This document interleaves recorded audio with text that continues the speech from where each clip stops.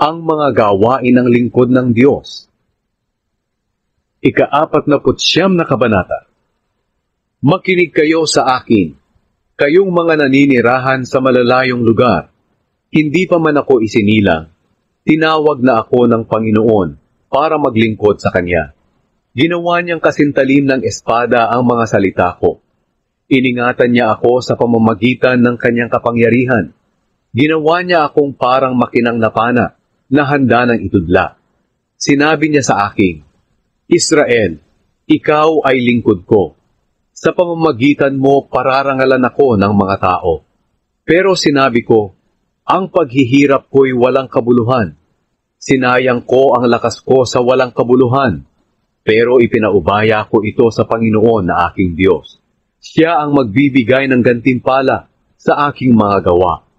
Ang Panginoon ang pumili sa akin na maging lingkod niya para pabalikin sa Kanya at tipunin ang mga Israelita. Pinarangalan ako ng Panginoon na aking Diyos at binigyan ng lakas. Sinabi niya, ikaw na lingkod ko, marami pang mga gawain ang ipapagawa ko sa iyo, maliban sa pagpapabalik sa mga Israelita na aking kinakalinga. Gagawin pa kitang ilaw ng mga bansa para maligtas ang buong mundo.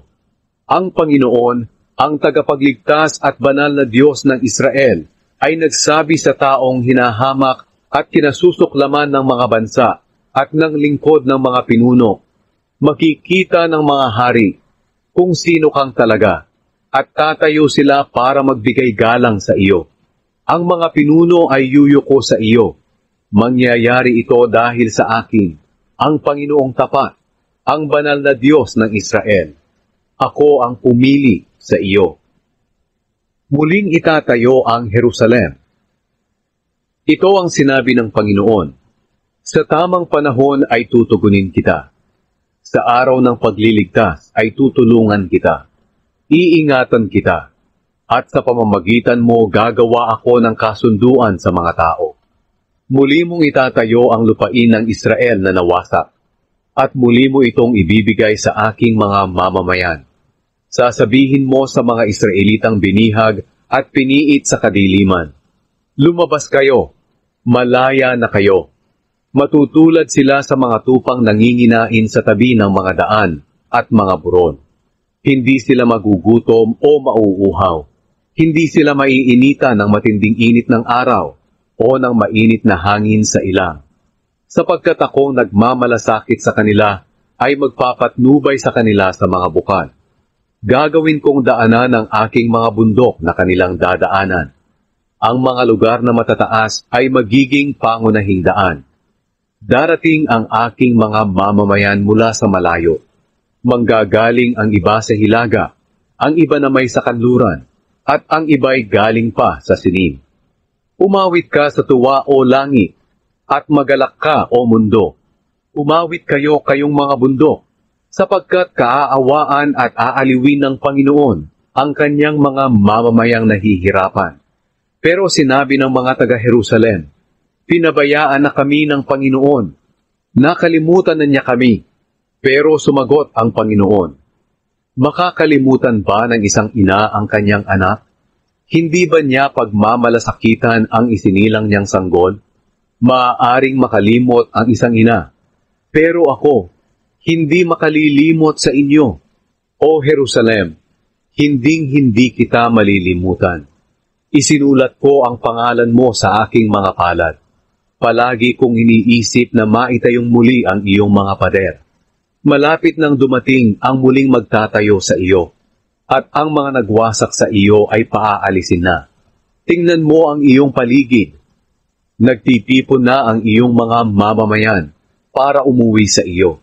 At bilang Diyos na buhay, sumusumpa akong ipagmamalaki mo sila, katulad ng pagmamalaki ng nobyang ikakasal sa mga alahas na kanyang suot-suot.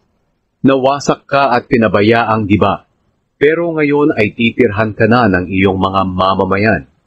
Hindi na sila halos magkakasya sa iyo, at ang mga nagwasak sa iyo ay lalayo na. Sasabihin ng mga anak ninyong ipinanganak sa panahon ng inyong pagdadalamhati, ang lugar na ito'y napakaliit para sa amin. kailangan namin ng mas malaking lugar.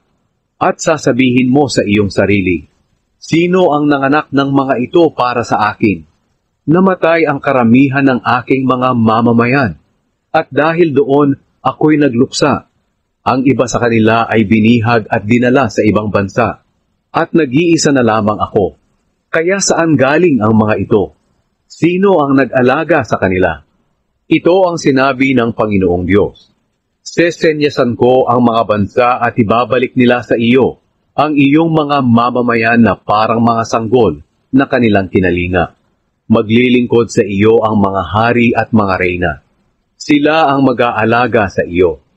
Luluhod sila sa iyo bilang paggalang at magpapasakop sa iyo. Sa ganoon malalaman mong ako ang Panginoon at ang mga nagtitiwala sa akin ay hindi mabibigo. Mababawi mo pa ba ang mga sinamsam ng mga sundalong malulupit? Maililigtas pa ba ang mga binihag nila? Pero ito ang sagot ng Panginoon. Oo, maililigtas mo pa ang mga binihag ng mga sundalong malulupit at mababawi mo pa ang mga sinamsam nila. Sapagkat lalabanan ko ang mga lumalaban sa iyo at ililigtas ko ang iyong mga mamamayan. Ipapakain ko sa mga umaapi sa iyo ang sarili nilang katawan, at magiging parang mga lasing sila sa sarili nilang dugo. Dahil dito, malalaman ng lahat na ako ang Panginoon, ang iyong tagapagligtas at tagapagpalaya ay ang makapangyarihang Diyos ni Jacob.